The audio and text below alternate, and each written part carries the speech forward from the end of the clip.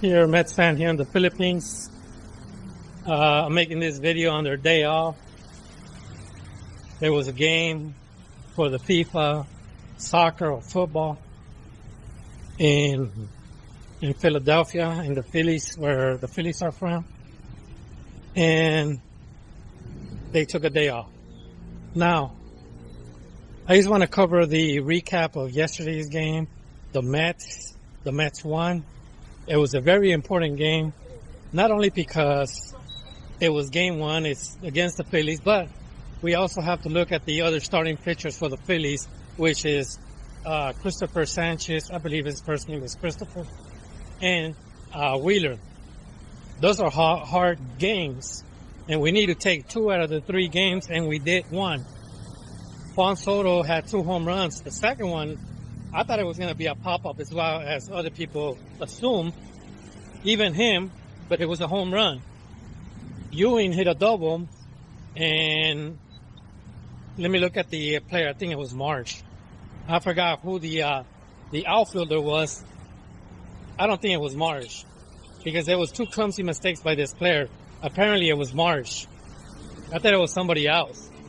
And he was playing like Castellanos. The ball just went out. He got a double. I was nervous at one point with the Mets. I forgot what was the play that I was nervous. I wrote everything down. It's one day ago. But the Sosa triple with no outs, that got me nervous. And most of the things that I relay on these videos, I hear them from Gary Cohen. I say, oh, I didn't know that. For example, 79% of the people that hit a triple with no outs score. And that number seems a little bit low on the percentage tile. But that's what happens. He didn't score. And I believe that was the momentum, the shift momentum. Because I believe the second out was a pop-up to third base. Same thing with the 2 bases loaded that we had against the Reds. We had 2 bases loaded, and the first out was a pop-up to third base. Apparently, it's a pay it forward to the Phillies on this game. And like I said, this is a very important game because the next 2 pitchers that we're going to face. One good news that I heard on this with Gary Cohen is that Francisco Lindor was going to take a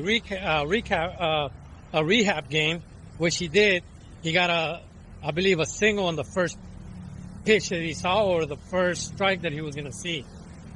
So that's a big pro. Other things that they were talking about, which I didn't agree at that point, but now I'm like, you know what?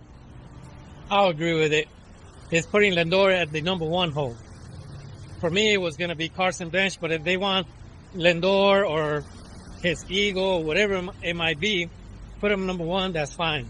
Number 1, Bichette number 2, Soto number 3. Soto's very hot right now. The number 4, then you could put, we'll say Young, and right after Young, you could put,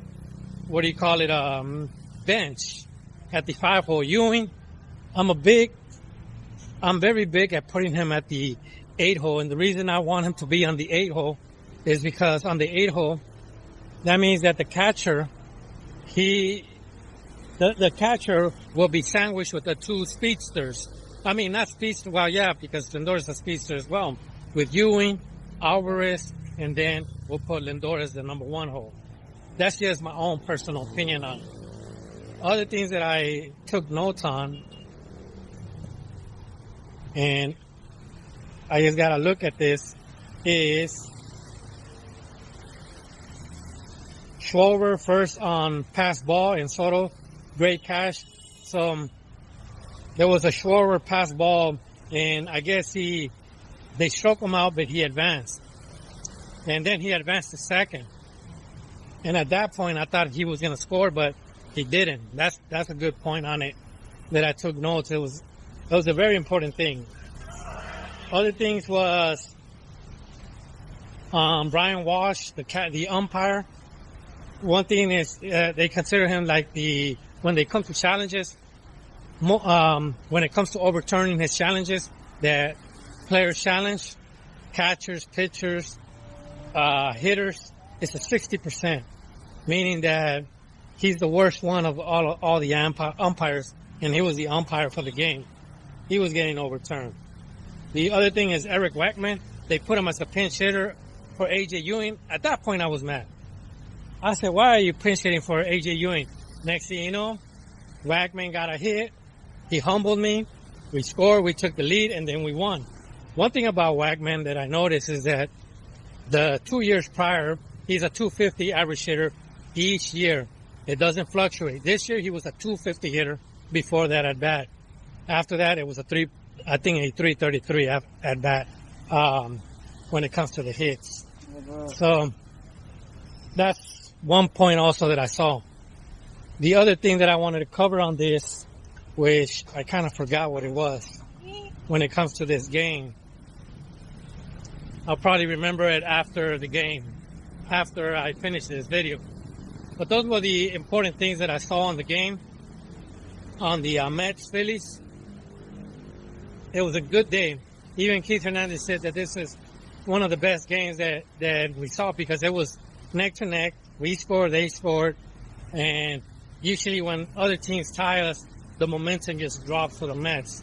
But the team hang on. Weaver looked excellent when it comes to relief pitching. Brosovon. Our relief pitchers are underrated. As a matter of fact, I believe that the All-Star, we might only send Juan Soto and probably a relief pitcher. But if not, it's going to be a relief pitcher because we have some good quality relief pitchers. And other stat numbers that I wrote down